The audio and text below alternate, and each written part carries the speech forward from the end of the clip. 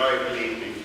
Edgeworthstown has a long association with the celebrated Edgeworth family, and this being the 250th anniversary of birth of Mariah Edgeworth, it is appropriate and fitting that this event should be held in the manor. Mariah has spent many happy years here, and it is a place where she was at her most creative best.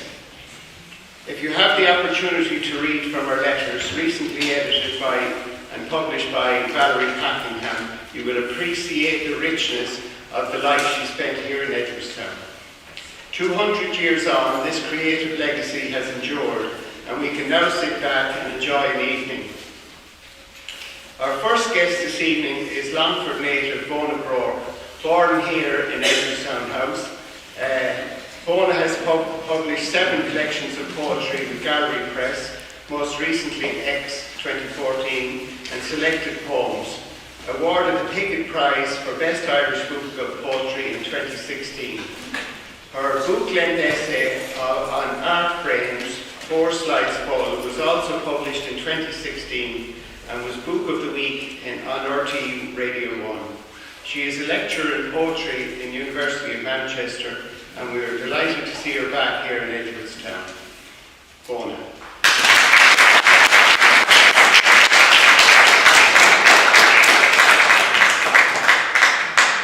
Thank you very much. It hasn't changed a bit.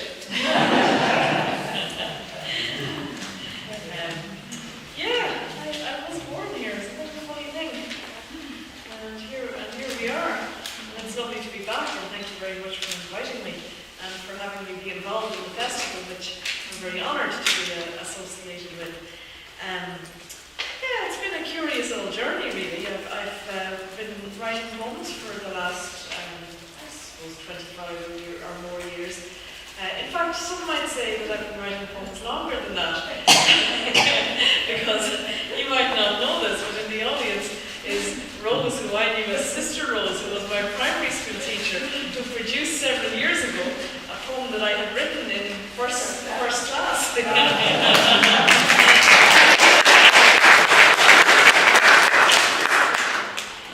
I had it, I'd read it, because I didn't think it was the best thing I'd ever written yet.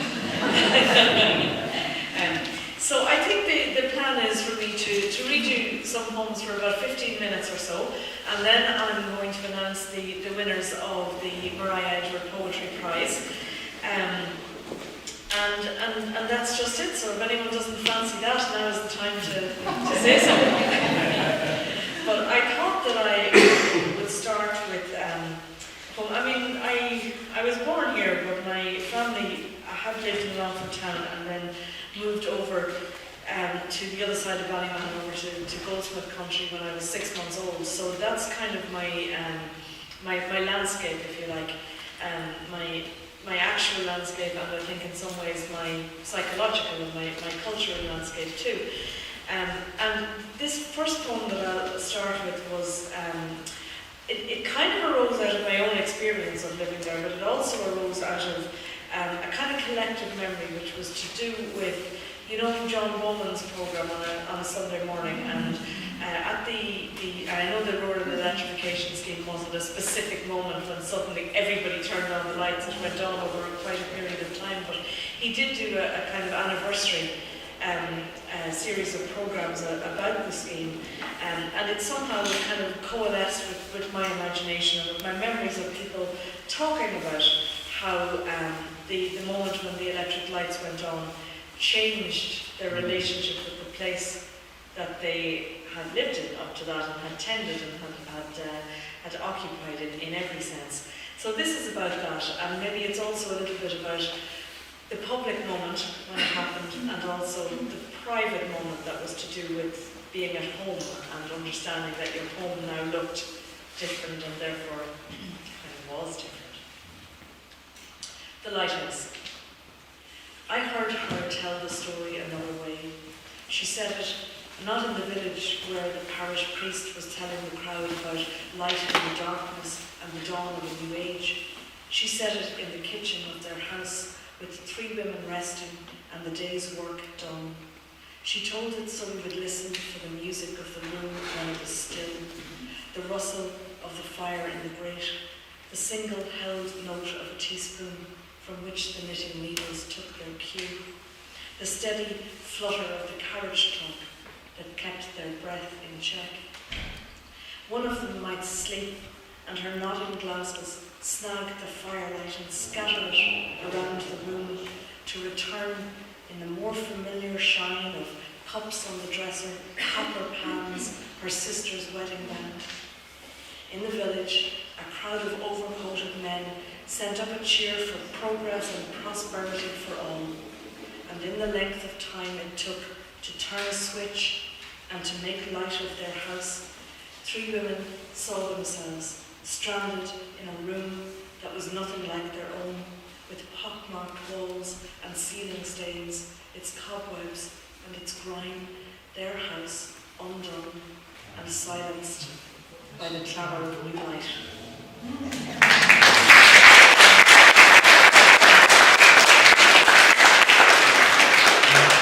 Don't hear yourselves out clapping.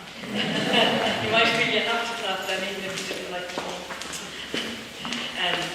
Okay, my father was born in 1910, and he was born not far from here, and I don't know if you know Macra over the other side of Ballyman, but there was a family photograph that was taken outside of the house in Manra, and he was just a baby in the pram.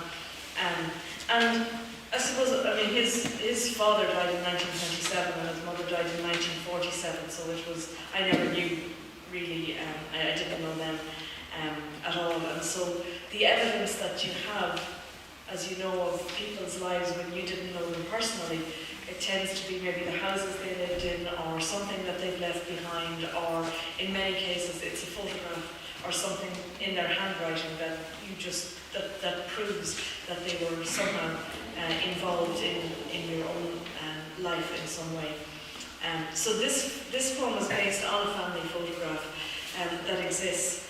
And I suppose I know I did romanticize it a little bit because I was trying to imaginatively occupy the photograph. But it was in my first book, Shale, which came out in 1994. So I'll forgive myself a little bit of romantic indulgence because I think I thought that's what you had to do when you were starting out. And I just wanted to read it because he was born on June the 10th, and so the poem is set around then. And the Midlands, I think, are so beautiful at this time of year, and I've just so enjoyed being back, and with the horse chestnuts and the May blossom and just everything. It suits the Midlands better than it suits anywhere else, I think. So this photograph kind of has something to do with that in my mind. The family photograph. In the window of the drawing room, there is a rush of white as you pass, in which the figure of your husband is, for a moment, framed. He is watching you. His father will come, of course, and although you had not planned it, his beard will offset your lace dress, and always it will seem that you were friends. All morning you had prepared the house, and now you have stepped out to make sure that everything is in its proper place. The railings whitened, fresh gravel on the avenue, the glass house crystal when you stand in the courtyard expecting the carriage to arrive at an end. You're pleased with the day. All month it has been warm. They say it will be one of the hottest summers the world has ever known. Today your son is 1 year old. Later you will try to recall how he felt in your arms, the weight of him, the way he turned to you from sleep, the exact moment when you knew he would cry and the photograph be lost. But it's not lost. You stand, a well-appointed group, with an air of being pleasantly surprised.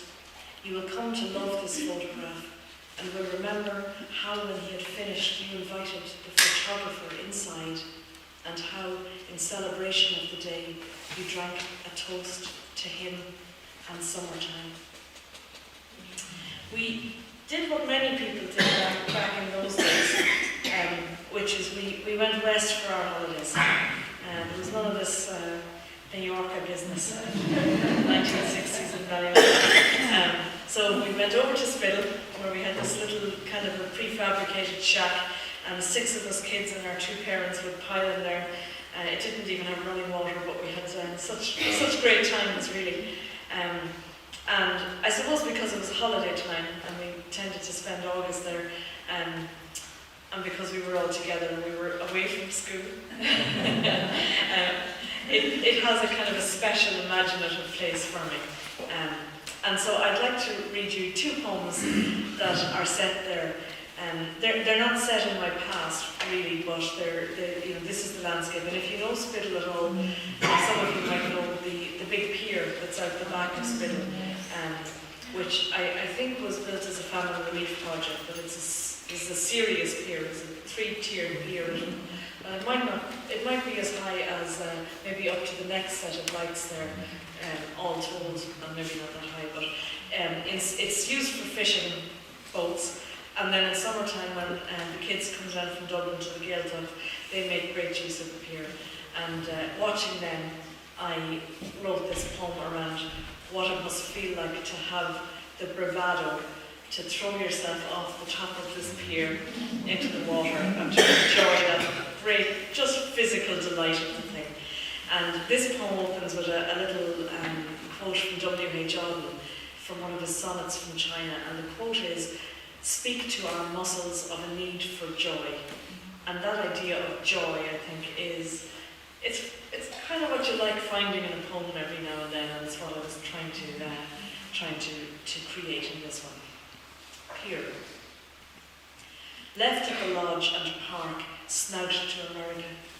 Stripped togs, a shouldered towel, flip-flop over the tarmac past the gangplank-rooted barge, 2 upended rowboats and trawlers biding time.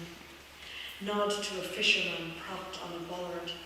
Exchange the weather, climb the final steps up to the ridge, and then let fly. Push wide, tuck up your knees so the blue nets hold you wide open, that extra beat. Gulp, cloud, fling a jet trail round your neck like a feather boa. Toss every bone and sinew to the plunge. Enter the tide as if it were nothing, really nothing to do with you.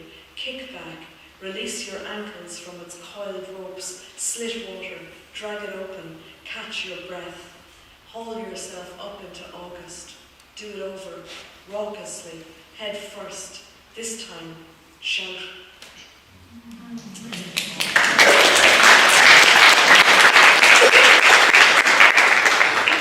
This one, as I say, where we went was a little, kind of a 3-room little thing, but I once had occasion to stay in a friend's house, and it was a very old thatched house. I suppose it was like a 17th century thatched house up the back of Spiddle.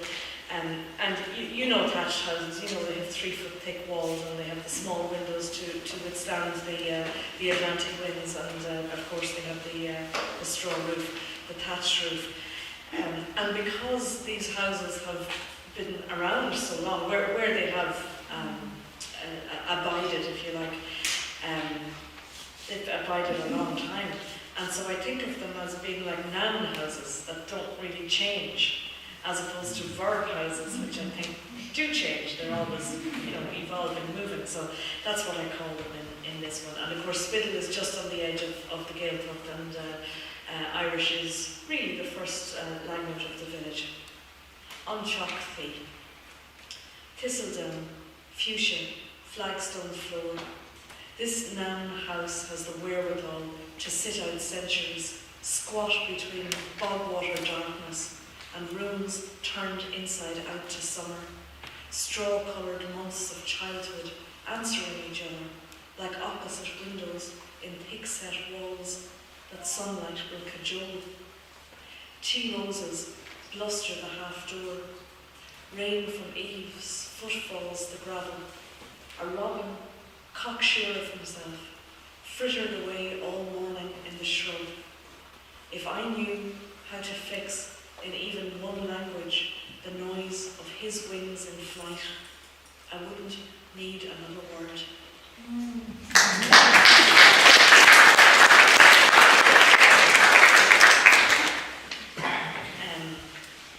I wanted to read this poem, which is written for my daughter, who's she's 23 now, and I wrote it for her when she was about 16, 16 and was just kind of,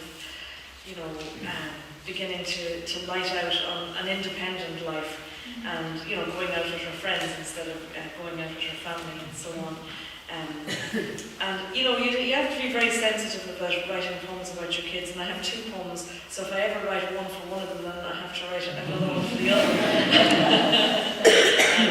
But I have to ask permission before I would do anything with it, so I showed my daughter this, and she didn't care about anything in it, except that I used the word beautiful, and she said, yeah, that's fine, you can use that. I could have put anything else in it, but once I did that, oh yeah.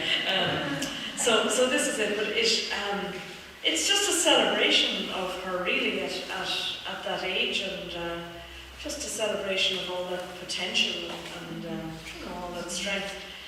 So this is it. It's called Going Out for Eve. My daughter, heading out on the town in her glad rags, laughs a laugh like a flowered wonder rose pinned in her hair.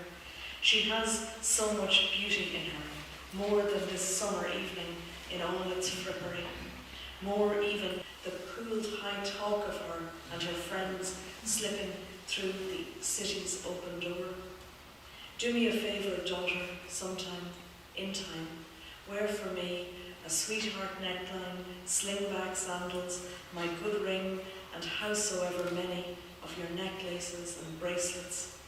Walk your walk through 10,000 doorways, so the music of you is one and the same as the music of starlings and new moons and traffic lights and weirs, only in a new arrangement, arranged by and for you.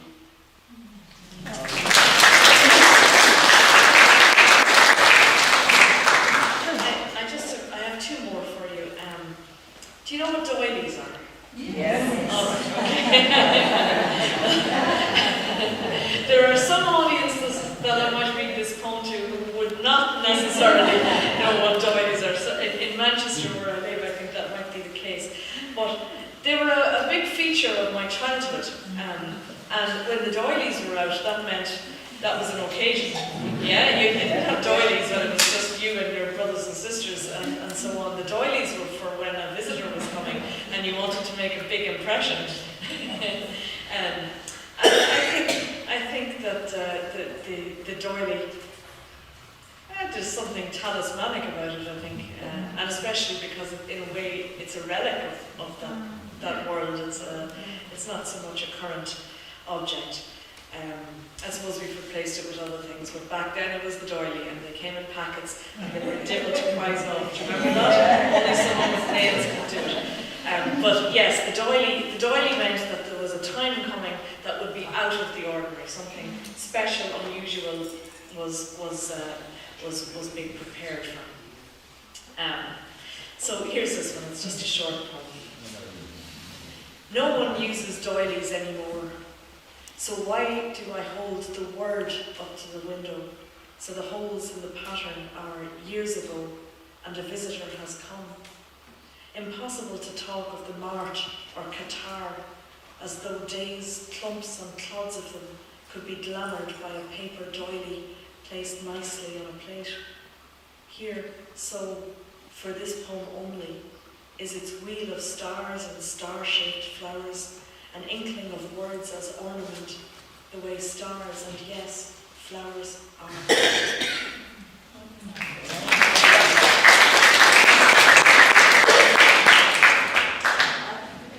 And this one then is my last poem of the evening. It's in 2 parts, and it occurred to me at a certain point that I didn't realise I'd become middle-aged until I had written a poem about my dog. This is it. This is the one. Since deceased, but at the time of writing, I was over in the Heinrich Ball cottage in Achill. I don't know if any of you know it, but it's a wonderful little facility that the German writer Heinrich Ball had lived in, and now the county council offer residences to writers and artists to go there now and then. And I brought the dog, and I didn't realise she was blind until she was falling into ditches and she fell off the pier off the back of Achill and nearly drowned and so on. But I was with her there, it was the depths of winter, and there was something about the quality of just her stillness that impressed me and that seemed appropriate for the time of year and for the place. And you know, you can learn something from watching animals, I think, and from being quiet with animals. I think you learn something from that. So this is a poem, I think, as much about the learning as it is about the dog. This Being Still, Part 1. With the dog's head on my foot, asleep, it seems wrong to move. She's getting old, doggery, walks into doors and stumbles off curbs, feels her way by the edge of my voice. I have brought her to an island of cropped light and few words, her silence just as diffuse as my own. She keeps close into me. It is a small gift to the world, I reckon, this, our being still. Part 2. In no time, at the clatter of a winter bird, or my book falling, or the heat kicking in, she will rise to the surface of the last of day, and I will meet her milky gaze to wonder what I wanted to begin with.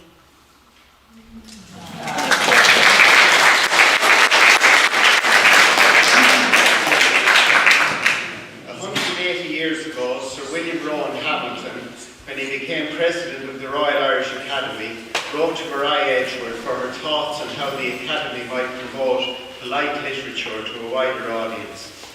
One of her suggestions was the running of competitions annually, and we have been following her suggestions, and it is always an enjoyable part of the evening when the prize winners are announced. I now call on Vona Groarke to announce the winners of the poetry competition, to give her adjudicators comments and to present the prizes.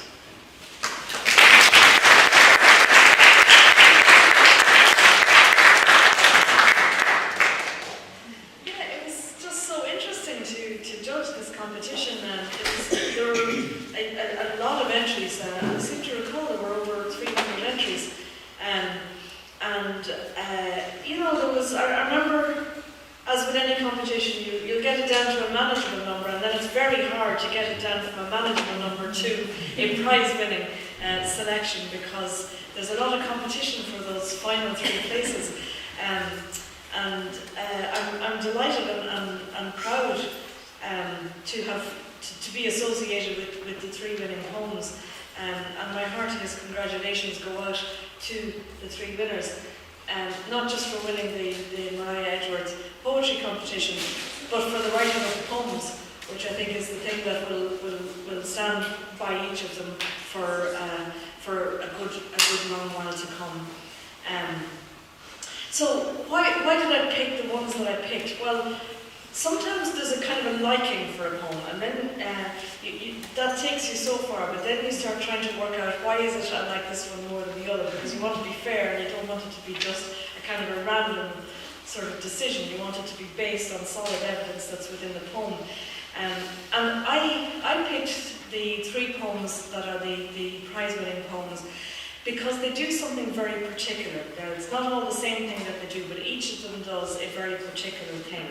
And you'll hear it when we're very lucky that 2 of the prize-winning poets are here with us this evening, so they'll be able to read their own poems, and then I'm going to read the third. And you'll hear it in action.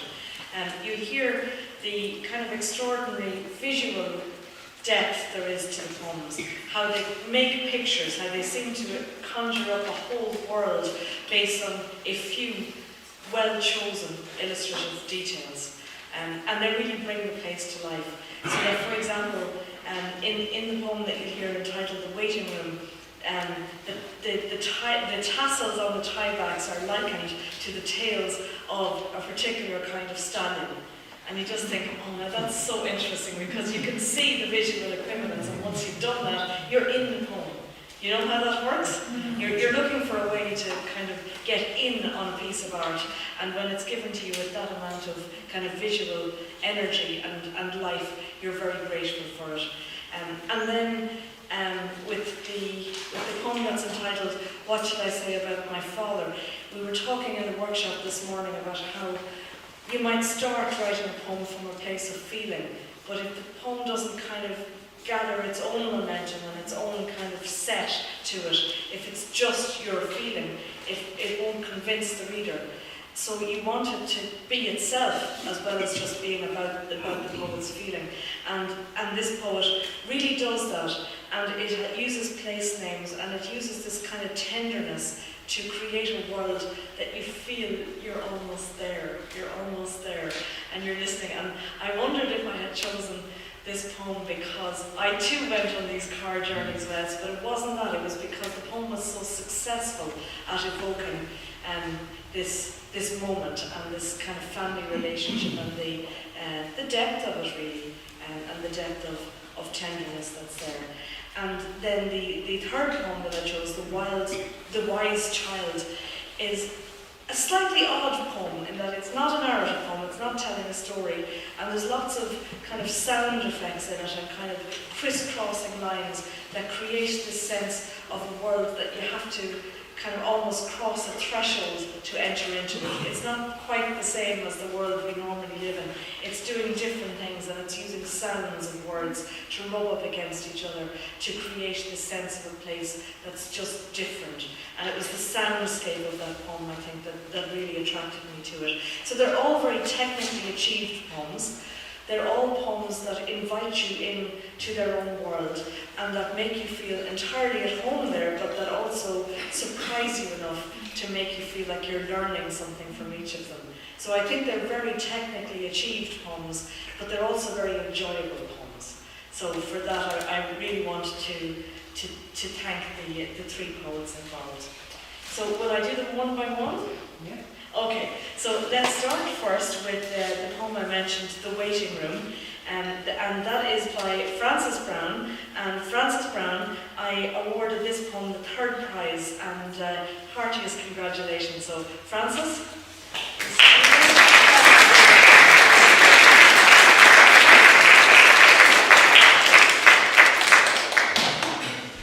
So well done, Frances. Congratulations. Thank you. Yeah. So do you have a copy of it with you? Yes, I do. So will you read it for us? Yeah. Very good.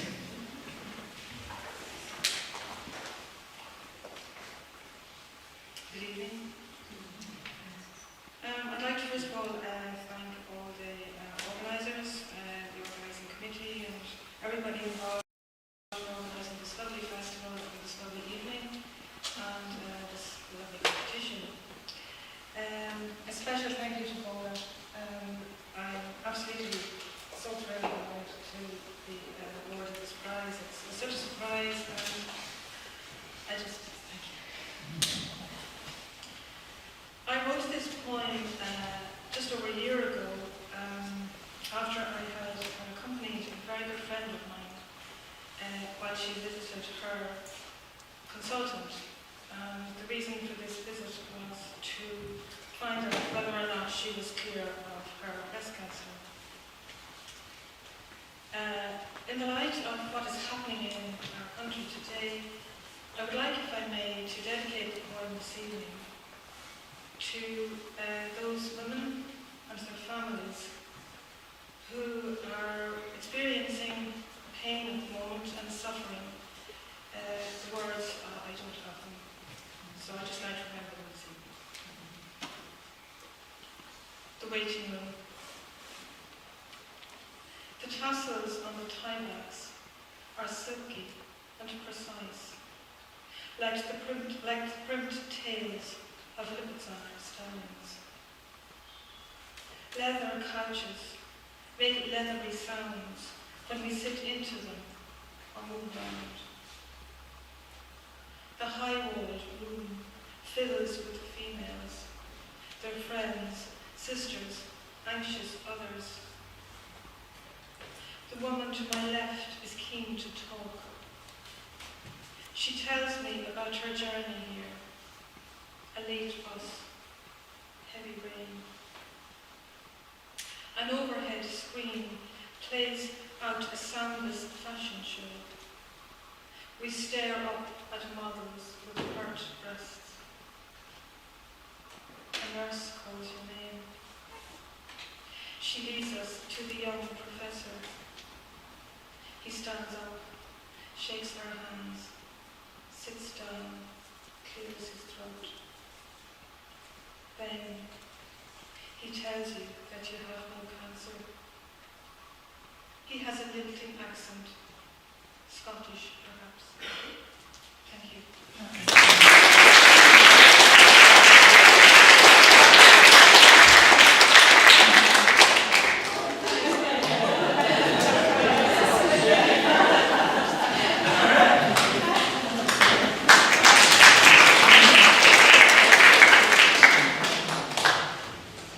Marvellous, thank you. Yeah. Powerful. Okay, very good. The second prize I awarded to the poem I mentioned entitled What Shall I Say About My Father? And it's by Garrett Igo, whom I'm delighted to say is also here with us tonight and is going to read the poem for us. Garrett.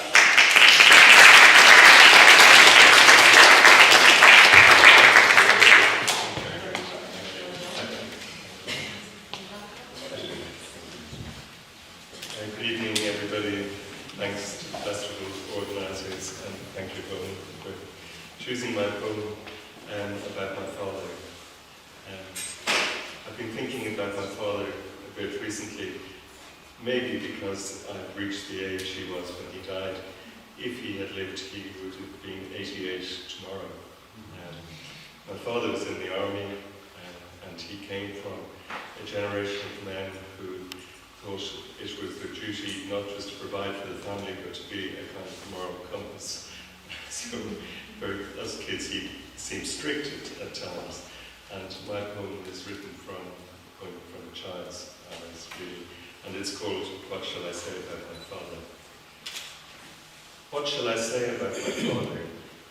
That I never knew him to be wrong. He always knew the answer. His military mind knew the way to go on those long car journeys west, Kilcock, Enfield, Kinnegad. That he kicked with his left foot, was bald in his 20s, had brown eyes, freckles on his forearms, one false tooth, and nice hands. That when we pestered him to tell naughty things he did as a boy, we never got beyond his painting a hen green and hiding behind the blackboard while his father taught class. That the journey west was his songline, and when we crossed the Shannon in Athlone, he loosened up, wound down the window, told us to stick out our tongues and taste the salt from the Atlantic.